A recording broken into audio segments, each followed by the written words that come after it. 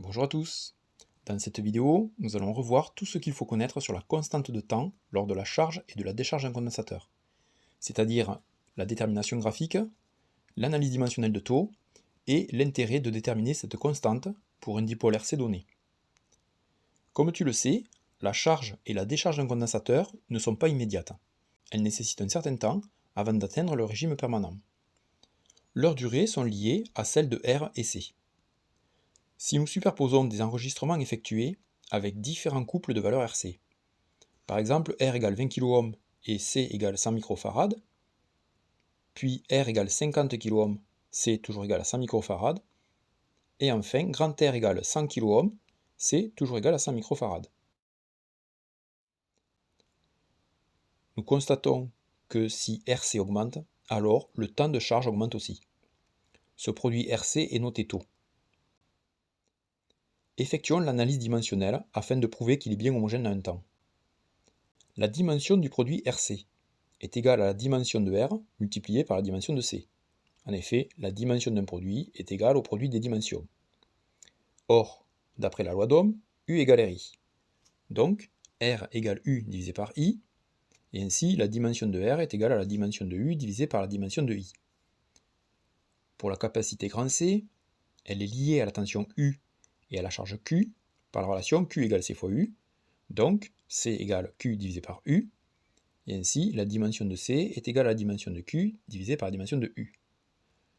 Or, dQ égale I fois delta T, ici la dérivée ou la différentielle ne change pas la dimension de la grandeur, donc la dimension de Q est égale à la dimension de I multipliée par la dimension de T, et ainsi la dimension de RC, qui est égale à la dimension de R multipliée par la dimension de C, alors pour simplifier je ne vais plus utiliser le terme dimension, est égale à U sur I multiplié par IT divisé par U. Donc en simplifiant, il nous reste un temps. Ainsi, RC est bien homogène en temps. On appelle donc taux égale RC la constante de temps qui s'exprime en secondes dans le système international. Voyons maintenant comment déterminer graphiquement taux et quel est son intérêt. Voici la courbe d'évolution de la tension U au bord d'un condensateur en fonction du temps.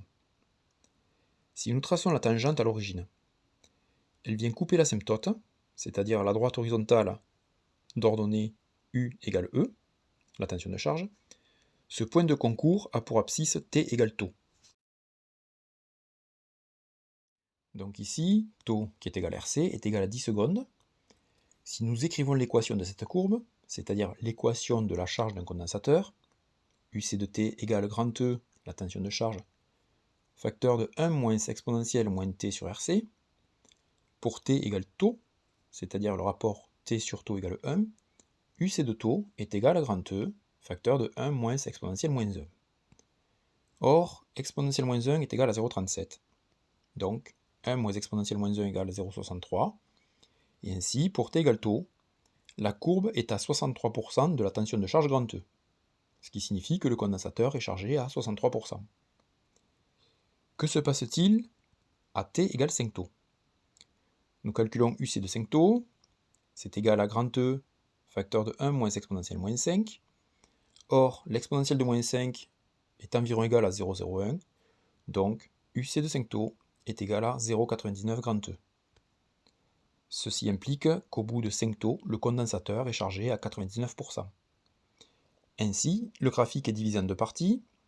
Pour T compris entre 0 et 5 taux, le condensateur est en train de se charger, c'est le régime transitoire.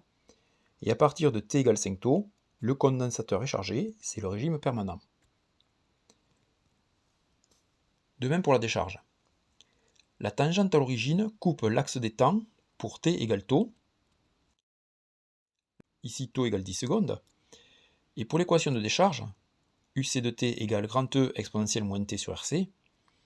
Donc, pour T égale taux, c'est-à-dire le rapport T sur RC, T sur taux égale 1, UC de taux égale grand E exponentielle moins 1, avec exponentielle moins 1 égale 0,37, UC de taux égale 0,37 grand E, ce qui signifie que le condensateur est déchargé à 63%. Et pour T égale 5 taux, UC de 5 taux est égal à grand E exponentielle moins 5, or exponentielle moins 5 égale 0,01, donc UC de 5 taux, est égal à 0,01 g/E. Le condensateur est considéré comme totalement déchargé. Là aussi deux régimes, le régime transitoire avant 5 taux, puis le régime permanent au-delà. Donc pour résumer, la constante de temps taux est égale à RC, et la valeur de la constante de temps donne un ordre de grandeur de la durée de la charge ou de la décharge d'un condensateur. Les calculs ont montré que la charge ou la décharge est réalisée à 63% au bout d'une durée taux et à 99% au bout d'une durée 5 taux. N'hésite pas à laisser un commentaire ou à poser une question, j'y répondrai. Et si tu veux recevoir les prochaines vidéos, pense à t'abonner. À bientôt.